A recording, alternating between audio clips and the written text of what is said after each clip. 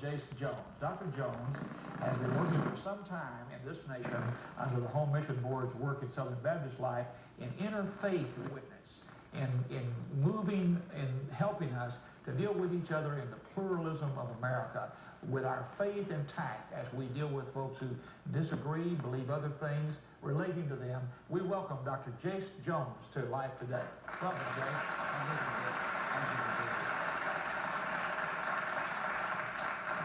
Jase, how many religions and sects are there in America? We call ourselves a pluralistic society. Besides the folks who say they don't believe in God at all, the secularist types, what kind of religious track record does America have these days? No one knows for sure how many. Some people say hundreds, others say thousands. But there are a tremendous number of them, some of them small, unorganized, but many, many. I was visiting with John Naismith the other day, who wrote Megatrends, and he says this is the day of the beginning of sort of do-it-yourself religions, that because we're in this kind of a world of all kinds of computer technology and everything's breaking up, big things break up and little things start, that there are a lot of religions that sort of just start themselves. Is that also a part of that picture? Yes, be true. One individual gets a little following and starts a new religion with a particular bent or angle or slant. Jase, where did your interest begin in the study of the different religions of America? What, personally? Yes, personally. My first responsibility with the Home Mission Board was working with Jewish people. And of course, as somebody said, everybody has to have an intellectual home, and I think this is my home because I love them and respect them and admire them, appreciate them so much. And so as you began dealing with their stream of faith in what we call the Old Testament, you found yourself also broadening out to look at other streams of religious ideas, Islam, Hinduism, that sort of thing? As the department broadened its scope and included all of these. You see, Dr.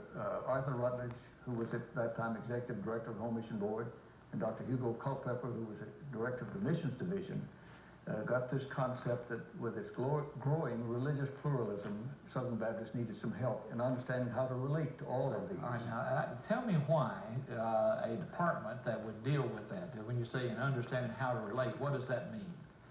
Well, two aspects, at least, to begin with. One is simply how to understand them, what they believe, what they practice, in order to live with them as good neighbors, and to live with them in a Christian way, that is a loving way and a respecting way. That's one aspect. Without being insecure and threatened because we don't know how to talk about things of the faith. And not to think of them as enemies, or somebody to hate or to fight, you know, but somebody to love. You've spent about 22 years of your ministry. 22 years. 22 years.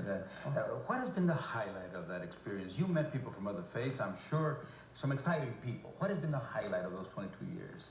Well, for me, of course, it's my relationship with Jewish people, whether or not they became Christians. But of course, always when a Jewish person becomes a Christian, that's an extremely exciting thing.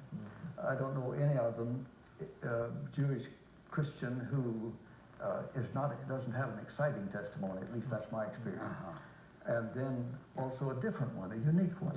And so this would be it's a kind of a fulfilling of the essence of his whole heritage as we perceive it as Christians, coming now to its ultimate fulfillment in Messiah, right?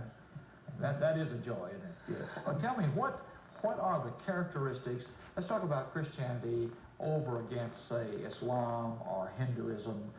What are the characteristics of Christianity over against a sect of folk who use the Bible? So, for instance, in Hinduism, they use the Bible. You know, they refer to all of the various scriptures, not only their sacred writings, but they respect the Bible.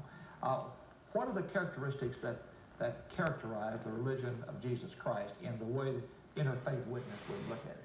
As far as the Bible is concerned? Yeah, or just the whole thing. Are there some characteristics of Christianity that are different from other religions? Yes, totally different? Yes, there are many, of course, but to me there are 5 essential ones. And the first one, of course, is the Bible and its place as our authority in our faith and practice, as over against others who would have other sacred books or an institution, such as a church, which would be the authority. And then the nature of God.